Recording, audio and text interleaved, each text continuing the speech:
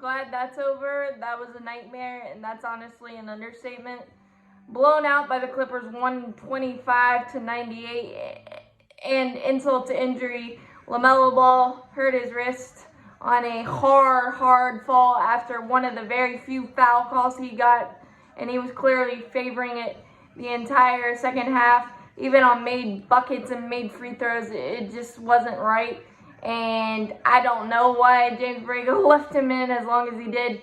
Credit to the kid for gutting it out, but he's honestly the franchise, so you've got to be very, very careful with that. And then Terry Rozier goes to the locker room with a hip contusion, didn't return. We were already without Cody Zeller, and PJ Washington had an ankle injury. So not only did we not make anything or defend anything for that matter, giving up 71% in the first quarter, although that got a little better in the second quarter with deflections and stuff, it didn't necessarily lead to any runs of any significance for us to get back in the game.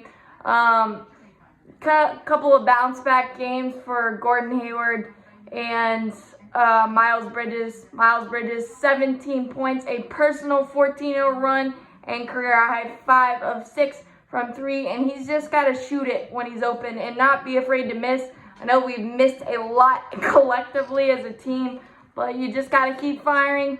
Gordon Hayward, 17 points, shot a better ball tonight, so that's really good. Devontae Graham passed Matt Carroll and Frank Kaminsky on the Hornets' all-time three-point list.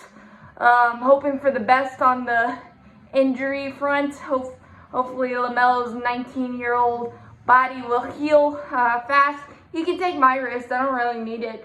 But it was just a awful night, and I really can't make that any better.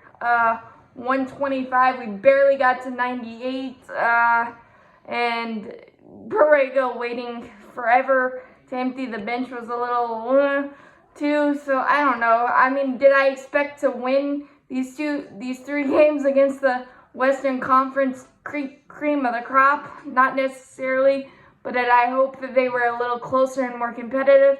Definitely, but gotta give credit where credit is due, and the Clippers were kind of on a lull, and they came out, blitzed us, and we could not respond whatsoever. But we're going to try to bounce back on Monday against the San Antonio Spurs and salvage something in this tough road trip.